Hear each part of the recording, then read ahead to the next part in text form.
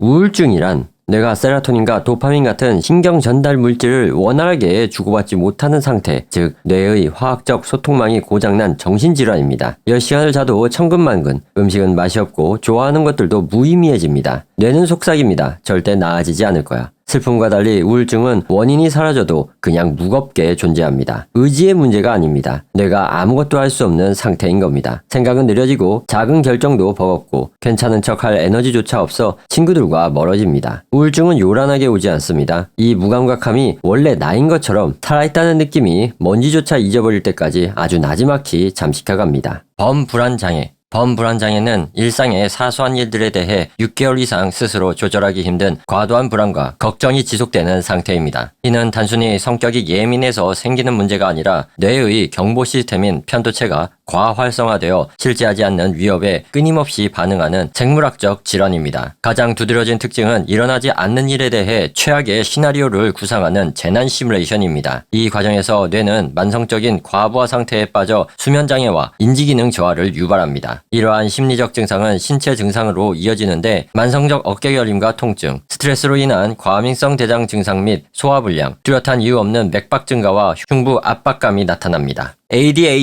ADHD는 뇌가 집중력과 충동, 에너지를 조절하는데 어려움을 겪는 상태입니다. 계획과 자기통제를 담당하는 전두엽 피질이 일반인보다 느리게 발달하거나 다르게 작동하기 때문인데요. 이는 집중력이 없는 것이 아니라 주의를 기울일 대상을 스스로 선택할 수 없다는 의미입니다. 자기가 관심 있는 분야에는 몇 시간씩 과몰입하지만 지루한 일을 시작할 때는 마치 육체적 고통처럼 느껴집니다. 이로 인해 대화 중 잡생각이 들고 약속을 잊고 일을 끝내지 못한 채 방치하는 일이 잦아집니다. 또한 충동성 때문에 남의 말을 끊거나 충동 구매를 하기도 하며 내면의 불안함으로 인해 몸을 가만히 두지 못합니다. 시간 계산이 서툴러 마감 직전에 패닉에 빠지는 경우도 많습니다. 주변에서는 부주의하거나 게으르다고 오해할 수 있지만 사실 본인은 내면에서 누구보다 치열하게 스스로 노력하고 있습니다. 강박장애. 강박장애는 본인의 의지와 무관하게 계속 생각나는 강박사고와 이를 없애기 위해 반복하는 강박행동이 일상을 무너뜨리는 불안장애입니다. 가장 흔한 유형 중 하나는 오염강박인데요. 공공 화장실에 손잡이를 잡은 뒤 나 때문에 가족이 죽을 수도 있어 라는 강박사고가 계속 떠오르며 피부가 벗겨질 때까지 손을 씻거나 외출복을 바로 삶아버리는 강박행동을 보여주는 시기입니다. 원인은 뇌의 억제 시스템 이상, 신경 전달 물질의 불균형 같은 생물학적 요인과 극심한 스트레스 같은 심리적 요인이 복합적으로 작용한 결과입니다. 사람들은 흔히 나 결박증 있나 봐, 너무 꼼꼼한 거 아냐? 라고 쉽게 말하지만 강박장애 당사자에게 이 과정은 머리로는 비합리적임을 알면서도 공포에 이끌려 같은 행동을 수백 번 반복해야 하는 스스로 멈출 수 없는 고문입니다. 외상후 스트레스 장애, PTSD는 끔찍한 사건 이후 우리 몸의 방어 기제가 해제되지 않는 상태를 말합니다. 보통은 위협이 끝나면 신경계가 안정을 찾고 그 기억을 과거의 일로 정리하죠. 하지만 PTSD 환자의 뇌는 그 트라우마를 여전히 현재 진행형으로 착각해 끊임없이 그 상황 속에 머물게 됩니다. 대표적 증상인 플래시백은 단순한 회상이 아닙니다. 사소한 소리나 냄새 하나에도 신경계가 즉각 반응하며 당시의 공포를 온몸으로 다시 겪는 생생한 신체적 재경험입니다. 뇌는 당신이 지금도 죽을 위기에 처해 있다고 믿어버리게 되죠. 밤에는 악몽이, 낮에는 주변을 끊임없이 경계하는 과각성 상태가 이어져 휴식은 불가능해지고 일상은 무너집니다. 고통을 피하려 장소와 사람을 회피하다 보면 결국 사회적으로 고립되기 쉽고 감정이 조절되지 않아 분노가 치밀거나 반대로 아무것도 느끼지 않는 정서적 마비에 빠지기도 합니다. 조울증, 양극성 장애. 조울증은 뇌의 화학적 불균형이 만드는 통제불능의 감정 기복입니다.